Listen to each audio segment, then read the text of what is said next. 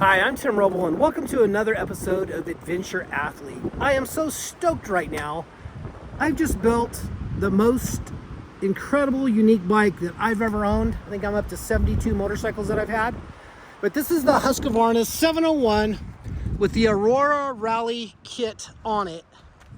And I've also done some other modifications, such as a Rottweiler air intake, a KTM 690 kits out of the UK, exhaust and pegs. The forks are off of a 450 XCF, and I'm probably running a little high on pressure right now. I'm at 155, and I think I'm going to take that down to about 153, and I've taken some compression out of it, but I like how high it's riding in the stroke. But it's a little harsh. I just came out of Palm Kindle in Southern California here, and it's rocky, it's tore up, it's had water running through it, and there's literally boulders going down through it. One of the things that I really did not like on this bike, I never rode it stock. I bought it used with 16 miles on it. The guy bought it and then broke his arm before he went to his trip with his dad to Baja.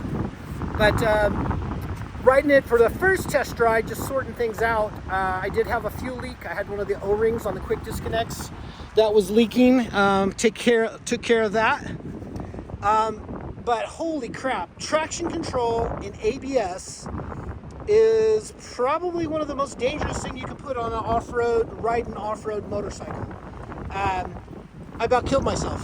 Then I texted a buddy, Nick Jones, and said, hey, do you know anything about how to turn this stuff off? Because I know very little about this motorcycle other than I put it together and I was looking forward to riding it. So I'll call this right now like phase 2 of this build. Phase 1 was just to get the bike stripped down and put the rally kit on it and everything, and then take it for a test ride and see what's wrong. The number one thing that was wrong with this motorcycle was ABS and traction control. Both of those things don't do anybody any justice. But I love the way the bike turned out.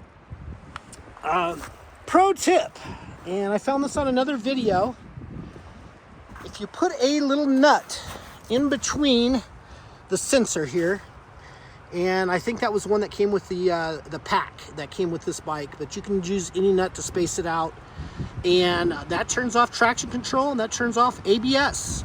So this bike actually works really well right now. I am so stoked. I did not plan on riding it very hard up here today, and next thing I know, I'm kind of in a full rally mode and drifting corners, second, third gear, and letting it hang out until I got up into the snow and the icy conditions up here. So now I took it easy, and it's super windy today, so hope that's not affecting this video a whole lot. But I said I'll get out here and see if I can stay away from the wind a little bit, and then just shoot a video and let's let you know what I think. So this thing's putting down amazing power. I did put in the Power Commander 5. I got that from Rottweiler Performance, and I don't think I'm going to do anything else to it. The bike runs absolutely flawless. My bar ends are from Highway Dirt Bikes, and excuse the wind, but this is going to be what it is for the video. Highway Dirt Bikes, and that has these mirrors that fold in, which I probably should do that because I'm coming up to a woody section here next. So that folds in and nests in there when you're not using them, and when you are using them, you can tell I've already hit some branches. When you are using them, you put them out, and they actually work. They're actually really, really good. I think it's probably the best bar end on the market. You actually drill and tap the bar for their big bolt kit, and that's the most sturdy handguard setup you can do. You do notice I am running a Scott's dampener with the BRP triples and top clamps, and that's working out really good. Stock levers, my Rinthal grips in the medium. Probably not what you would see on most rally bikes, but it's what I'm used to for trials and extreme enduro. Other than that, let's see, I did replace this cap. I think I got that from Rottweiler Performance also. I've pretty much left this rear end stock, and it's worked out really, really well. I cut about 6 inches off this pipe. It is a little loud. I think if I had to do a do-over, I'd probably do 4. But performance is amazing. I can't stress that enough. So next mod that's going to go on right now is I'm going to replace the TK80 front and go to a tubeless system with a Motaz front tire, a 90-121. I think it's their Desert HT. I think that'll be a good fit for this, probably somewhere around 8 PSI, suck up some of these rocks. I think I'm going to run the rear. In my opinion, the rear isn't as important because I plan on drifting and tearing it up anyway. Out of this whole kit, I feel like the kit is a real high quality. I like everything except for the seat. The seat is not really conducive to riding. I don't know exactly what they were thinking there, but I have bought a bread knife and I am going to unupholster this and then take out a wedge section back here, so I have more of a flatter transition. I don't need all of that foam in the back. I stand up most of the time. I do like this little pocket up here, which I've stashed tools and my insurance and registration in there. That's a nice place for that. That's something I'll do on the rest of my bikes from now on. They did come with stickers, the Royal stickers, but as you can see, I'm not running any stickers right now. I will do the Follow Adventure Athlete for Facebook, YouTube, and Instagram. I think that's going to be it for now. You guys got questions, comments, hit me up down in the comments. Let me know what you think. But you know, I've had the 1290. Well, I'll go back. My first adventure bike was a 950 Super Enduro. That got stolen. I had the Supermoto version. I converted that with all Öhlins suspension from PowerCell Performance. That worked out really, really well. That was a really great bike, other than it wasn't fuel injected. And when I get up to the 6,000 feet, it really was running rich and sputtering coming from about 1,100. So that was an issue with that bike. So that went.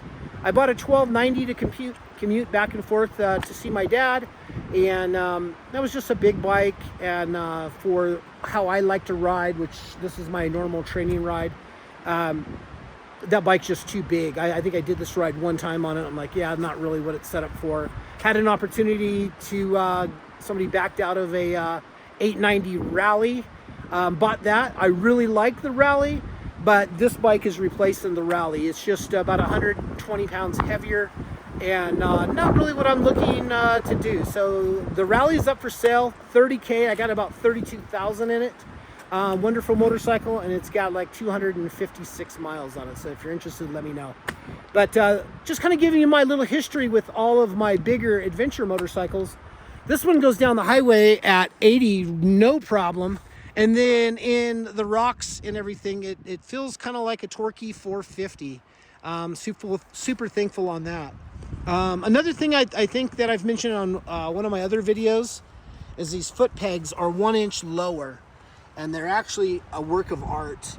They're stainless and they really work well as a peg. I'm not blowing my foot off the pegs. With the adventure bikes, you really steer the bike with the pegs, and that works out really well. So once again, questions, comments, let me know what you're thinking.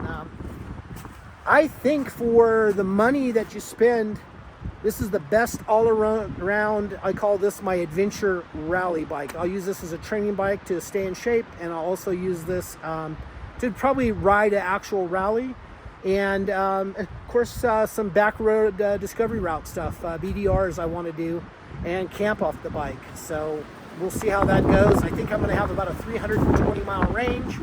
I think everything's going to work out really, really well. Once again, apologize for the wind. That's going to be it for now. I'm Tim Roble, and I'll catch you here next time.